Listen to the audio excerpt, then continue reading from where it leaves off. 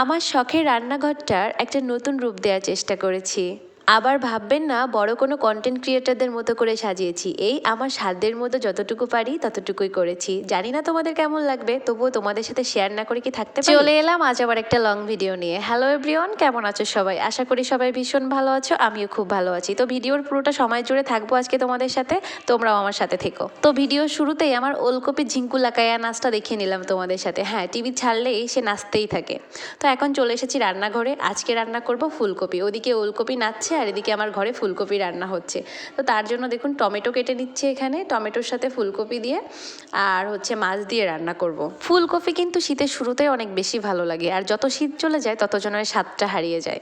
গতদিন বাজার থেকে পালং শাক এনেছিল, তো কিছু পালং শাক বাঁচিয়ে রেখেছিলাম একটু ঝোলের তরকারি দিয়ে খাবো বলে। আমার কিন্তু এটা অনেক ভালো লাগে, তোমাদের কার কেমন লাগে জানি না। ফ্রিজে রাখায় পালং শাকটা একটু শুকিয়ে গিয়েছে, তারপরও কাজে লাগিয়ে দিলাম। তো এই যে দেখো আমার রান্নাঘরের লুকটা কেমন লাগছে একটু দেখে বলবে কিন্তু। এই যে লতাগুলো কিনে নিয়েছিলাম গত সন্ধ্যাবেলা, তো তোমাদের দাদার কাছ থেকে আবার লাগিয়েও নিয়েছি। তবে একটা জিনিস, যে কোনো কিছু সাজিয়ে গুছিয়ে রাখলে কিন্তু সুন্দরই লাগে। তো আমার রান্নাঘরটা আগে সিম্পলি লাগতো, আর অনেক আপুদেরকে দেখেছি এরকম করে সাজাতে, তো ভাবলাম আমি একটু সাজাই। তো এই লতাগুলো আমার অনেক পছন্দ হয়েছিল। তো তোমাদের সাথে গল্প করতে করতে এই যে দেখো মাছ ভাজা শুরু করে দিয়েছি। এটা কিন্তু রুই মাছ। মাছের মাথার সাইড থেকে নিয়েছি এক অংশ আর পেটের অংশ নিয়েছি 4 পিস। এখন তোমরা হয়তো ভাবছো মাত্র 5 পিস মাছ দিয়ে আমরা কতজন মিলে খাবো। আসলে ব্যাপারটা এমন না, আমার ফ্যামিলি মেম্বার একদমই কম। কিছুদিন আগে দিদিভাই এসেছিল, মানে আমার বড় যা, তিনিও চলে গিয়েছে। এখন আবার যে কয়জন ছিলাম সেই কয়জনই। যে কয়জন বলতে আমি, আমার হাজবেন্ড আর আমার মেয়ে। তো তোমাদের দাদা আজকে বাইরে খাবে বলেছে, কারণ অফিসের কাজে একটু বাইরে যেতে হয়েছে, এই জন্য দুপুরের খাবারটা আজকে বাইরেই খাবে। তবে আমি যতটুকু প্রয়োজন ততটুকুই ব্যবহার করি, প্রয়োজন অতিরিক্ত আমি কোনো কিছুই করি না। আমার যতটুকু প্রয়োজন আমি ততটুকুই রান্না করি। বেশি রান্না করে কি লাভ যদি নষ্ট হয়ে যায়? পৃথিবীতে কত মানুষ আছে খেতে পায় না তারা। প্রতিদিন আমাদের দেশে গড় হারে যে পরিমাণের খাবার নষ্ট হয়, সেই খাবার দিয়ে আমাদের দেশের প্রতিটা মানুষের ক্ষুধা নিবারণ করা যেত। আমরা যদি সবাই এটা চিন্তা করি তাহলে কিন্তু অপচয় অনেক কম হয়। কত ধনী ব্যক্তি রয়েছে তারা কিন্তু এগুলোর একদমই তোয়াক্কা করেন না। যাই হোক, আমার মাছ ভাজাটা কমপ্লিট। আমি এখন রান্না বসিয়ে দিয়েছি। কড়াইতে দিয়ে দিয়েছি তেল, আর দুটো মিডিয়াম সাইজের পেঁয়াজ কুচি কুচি করে কেটে নিয়েছিলাম, সেটা দিয়ে দিয়েছি তেলের মধ্যে। হালকা লবণ দিয়ে একটু নরম নরম করে ভেজে নিয়েছি, তারপর দিয়ে দিয়েছি হলুদ গুঁড়া। এরপর একটু নাড়াচাড়া করে দিয়ে দিলাম টমেটো ফালিগুলো। তো টমেটো ফালিগুলো দিয়ে আরেকটু হালকা নাড়াচাড়া করে ঢাকা দিয়ে দেবো। ঢাকা দেওয়ার পরে টমেটোটা একটু নরম হয়ে আসবে, মশলাটার সাথে বেশ মিশে যাবে। তো একটু জল দিয়ে নিয়েছি, তারপরে ঢাকনা সরিয়ে দেখলাম টমেটোটা বেশ নরম হয়ে গিয়েছে।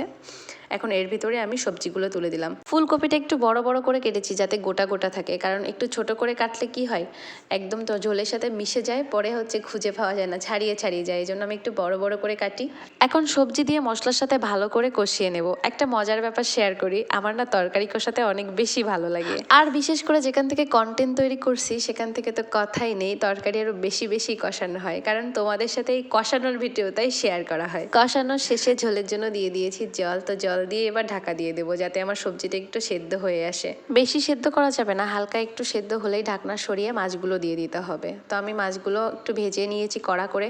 তো অনেকেই আছে কাঁচা মাছ দিয়ে তরকারি রান্না করে, আমি না সত্য বলতে এটা কখনোই খেতে পারিনি, আর আমার হাজব্যান্ডও এটা একদমই পছন্দ করে না, কারণ যত প্রকার মাছ আছে না কেন আমি ভেজেই রান্না করি। তো এবার আমি দিয়ে দিয়েছি জিরা গুঁড়া। জিরা গুঁড়া দিয়ে মাছগুলো একটু ওলট পালট করে দিচ্ছি যাতে ঝোলের সাথে মাছের সাথে ভালো করে মিশে যায়। তো ঢাকনা সরিয়ে দিয়েছি। আমার তরকারিটা সম্পূর্ণ রান্না হয়ে গেছে, তবে আমার একটু কাজ বাকি আছে। এই যে আমি আমার ওলকপির জন্য তরকারি উঠিয়ে রাখলাম ঝাল ছাড়া। তোমরা এটা খেয়াল করেছো কিনা জানি না, আমি কিন্তু আগে তরকারিতে ঝাল ইউজ করিনি, এখন দিয়ে দিলাম। আর আমি এইসব সাধারণ তরকারিতে কাঁচা মরিচই ব্যবহার করি, শুকনো মরিচ ব্যবহার করি না। তো তারপর ঝালটা দিয়ে ভাপে সেদ্ধ করে নিই, ঝালটা এভাবে ডলা দিয়ে। যেহেতু আমার মেয়ে ঝাল খেতে পারে না, তাই এই পদ্ধতি অবলম্বন করা। এতক্ষণ আমার সাথে থাকার জন্য সবাইকে অসংখ্য ধন্যবাদ। আজকের ভিডিও তোমাদের কেমন লাগলো সবাই কমেন্টে জানিয়ে দিও। সবার জন্য শুভকামনা রেখে বিদায় জানাচ্ছি। টাটা।